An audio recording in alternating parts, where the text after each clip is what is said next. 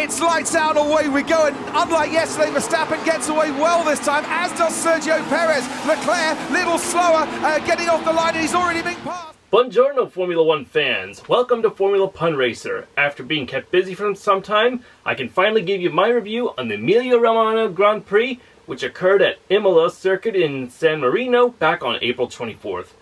Why it's no longer the San Marino Grand Prix is something I don't know offhand, but it's quite interesting that they called it now the Emilia Romagna Grand Prix. But it'll always be known as the San Marino Grand Prix to me. I can say for one thing, for Ferrari's backyard event, I would say it didn't get off to a very dry start at all. In fact, it was quite rainy for some parts of the race. And with Max Verstappen of Red Bull starting on pole, and with Leclerc starting second, not exactly the hopes that Ferrari had in mind, especially with Leclerc's teammate Carlos Sainz Jr. recently renewing his contract with the Italian stallion. Unfortunately, at the very start of the race, Max Verstappen started to lead away, and Carlos Sainz didn't have a great start either. In fact, one could say it was worse than Australia, where he spun out in the last race in the land down under, and after 2 laps, well, in the start of the Emilia Romagna Grand Prix, Sainz didn't even lead a lap. Thanks to the wet weather, he ended up getting pitted by the Aussie Daniel Ricciardo in his McLaren. Once again, 2 last place game overs for the poor Spaniard. At least Ricciardo had the kindness and the decency to go to the Ferrari pit after the race and say that he was really sorry about this. So kudos to you, Daniel, for at least being a good sport about this. And it's nice to know the Ferrari people understood that it couldn't help it. It was just slippery conditions, and he did his best. It's not what anyone wanted. Well, good luck in the next round to both of you. All right. By the time the race got back underway, little did anyone know until lap 7, as Lewis Hamilton was going around Fernando Alonso's Alpine Renault, that the Renault ended up causing a little contact in the first lap incident between Ricciardo and Sainz Jr., causing some of the Alpine Renault's bodywork to fly off as Hamilton was going around him. And unfortunately, it was a double whammy for Spanish drivers in the race, causing Fernando Alonso to retire. And I tell you, if his car could talk, this is probably what it would say as that thing was being ripped off.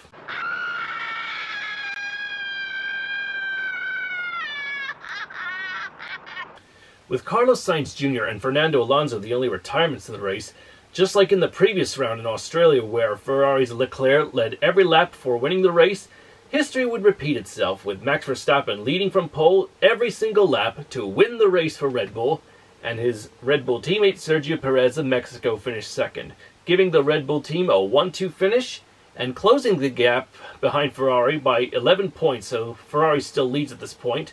Charles Leclerc, with 10 laps to go, was in third, trying to chase after Sergio Perez for second at the very least, but pushing too hard, and in a way greedy as Leclerc would put it, in terms of changing to soft tires, which wasn't soft enough in this damp weather that he went through.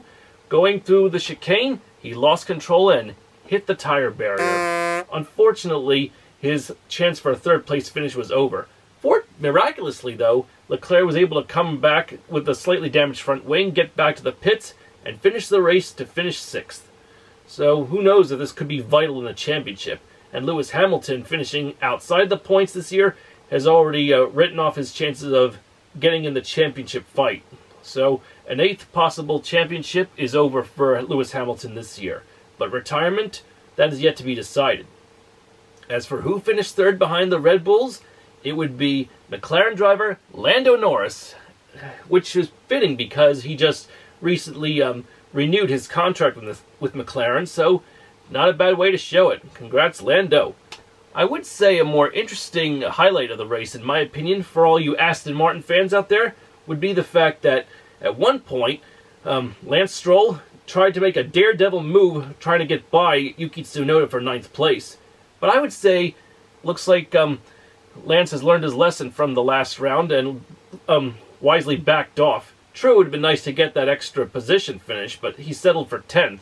And his teammate, Sebastian Vettel, finished 8th. So this is Aston Martin's first double points finish in the season. Thank God. As a result of Sebastian Vettel's 8th place finish and Lance Stroll's 10th place finish, this double points finish for the green Aston Martin team thrusts them from 0 points to 5. They are now second to dead last in the Constructors' title, ahead of Team Williams, which still only has 1 point, thanks to Alexander Albon's 10th place finish in Australia. The next round for F1 is in Miami. On May 8th, Mother's Day, we are going to find out when it's lights out and away they go.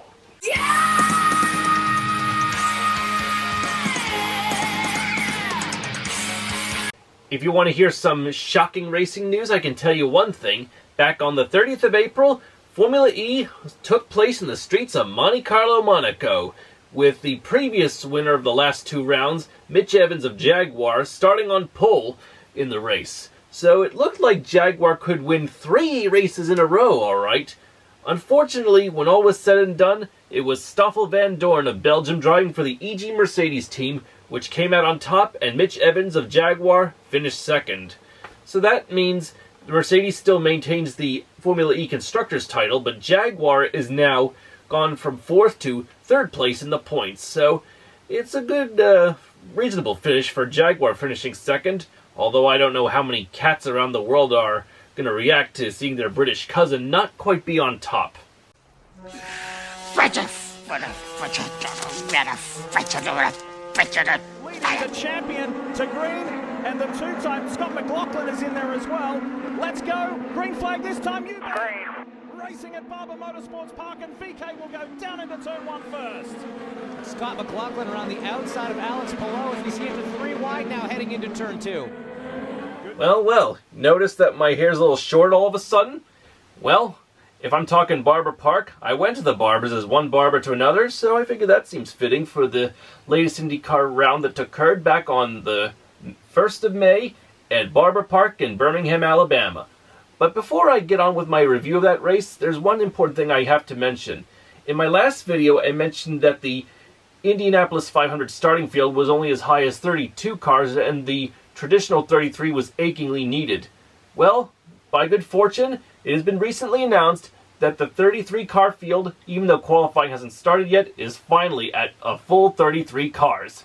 Yay!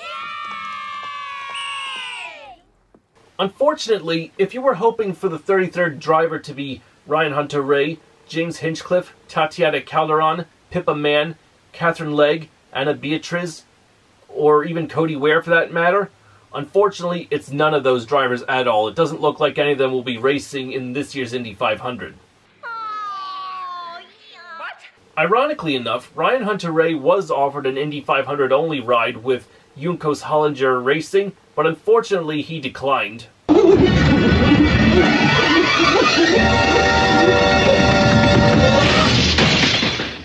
Simply because he believed in wanting to be in a car that would be competitive to win, and he didn't believe that Juncos Hollinger has the car for that, so much for a Hunter-Reay of sunshine in our lives. Well, I hope you can get into Indy 500 next year, Ryan, and win again. Good luck.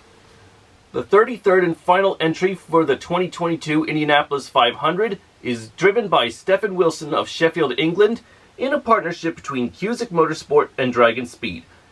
Interestingly enough, he tried to do a deal with Andretti Autosport like he did last year. Unfortunately, it was not possible because the Honda engine allotment had already been maxed out, so he had to make do with a Chevy-powered car and with a chassis provided by AJ Foyt Racing. As for the all-female team of Beth Paretta Racing, who raced last year in the Indy 500 with technical support by Team Penske, they will be doing some IndyCar races this year. They're just not the Indianapolis 500. Aww. But their driver will once again be Simona Di Silvestro of Switzerland, and I believe their first race is going to be Road America in Elkhart Lake, Wisconsin in June. And to get back to the IndyCar race that occurred at Barber Park, pole sitter Rinus VK of the Netherlands, driving for Ed Carpenter Racing, got off to a good start and would be quite dominant for the majority of the race. The only caution of the race came on lap 32 when Juncos Hollinger Racing driver Callum Illot spun and got beached, and definitely putting some pit strategies for some drivers into awry. Colton Herta was definitely one driver whose pit strategy was affected by the caution created by Callum Illot's spin. And apparently his aggressive driving, like in Long Beach, had shown again.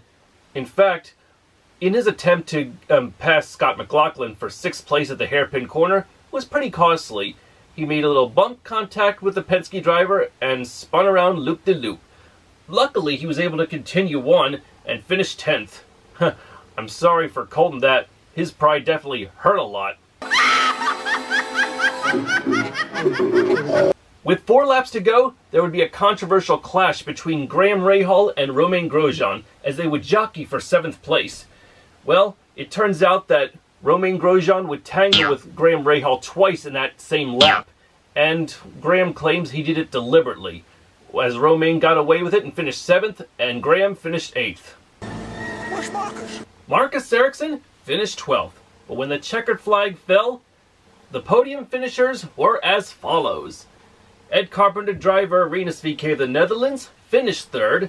Alex Palou of Spain, driving for Chip Ganassi Racing, finished 2nd, which was in fact enough to put him in the points lead ahead of Scott McLaughlin by just 3 points.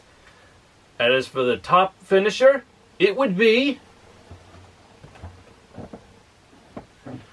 the Mexican McLaren man, Patricio Award, won the Honda Indy Grand Prix of Alabama. Felicidades, Senor Award, on your great win.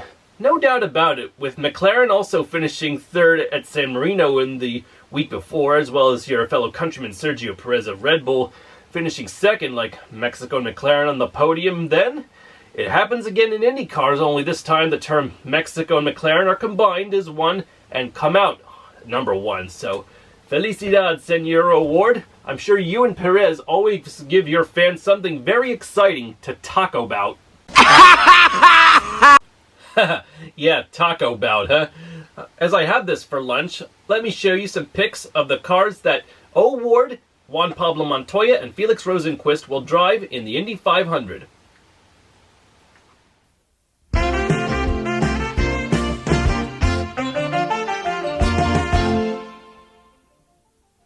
While I will say I enjoyed watching the race at Barber Park, I got a bone to pick with Peacock. Having watched the race on that channel, which is supposed to be without commercials at all and extended coverage post and pre-race of every IndyCar race, I gotta say though, I am extremely disappointed with how they covered it, because there were commercials galore throughout the race when there shouldn't have been, and there wasn't even side-by-side coverage like there is on NBC. Like, Peacock is supposed to be without commercials, and to make matters worse, after the checkered flag fell, Lee Diffie says to tune into Peacock for post-race interviews. What did we get? No interviews whatsoever, and like, what the hell? And that's just very disappointing. NBC indeed stands for no brain cells, or better still, as a result of this insult, it stands for This joke was too dirty to include. Once again, NBC Peacock, shame on you for not delivering us IndyCar fans what you promised us. I would have loved to have heard what Graham Rahal and Romain Grosjean had to say about one another after the race, as well as seeing Patricio Ward happy to win his 4th IndyCar career win. Well, in addition to me dressing up like this and having tacos for lunch, you'd think, is today Cinco de Mayo? Actually, no. It was yesterday. Today is May 6th, 6 de Mayo. And why a day after? It's still appropriate because with Patricio Ward winning the latest IndyCar round back on the 1st of May, well, May 6th is his birthday. Happy birthday, Patricio Ward. I hope you have a great birthday today. Feliz cumpleaños. And I will say one thing. I'm sure if you win the Indy 500, that'll be another great post-birthday gift for yourself, something we can all talk about. Aw, cute little kitty there. Now that you heard it say Mama, that reminds me. This Sunday, May 8th, not only is it Mother's Day, but also the inaugural Miami Grand Prix for the world of Formula One racing, round number 5. So gather your moms together to watch a miraculous magic moment with your moms to see some marvelous racing in the streets of Miami. It'll be a magic memory to share with your Miami moms. Well, that's it for this video, and the fact that this year marks the 20th anniversary of CSI Miami's premiere. Too bad it doesn't look like David Caruso will be showing up to watch the race, although it would be great if he did. considering it's been 10 years since that show got cancelled. Well anyway, thanks for watching my videos. Please like and subscribe to my channel for more racing content and humor. And be sure to click the notification bell to be notified instantly of future videos in the future. So to end this video CSIMiami style, see you in the next video. Let's see what happens in Miami. I'm Aaron Cylinder, firing on all cylinders.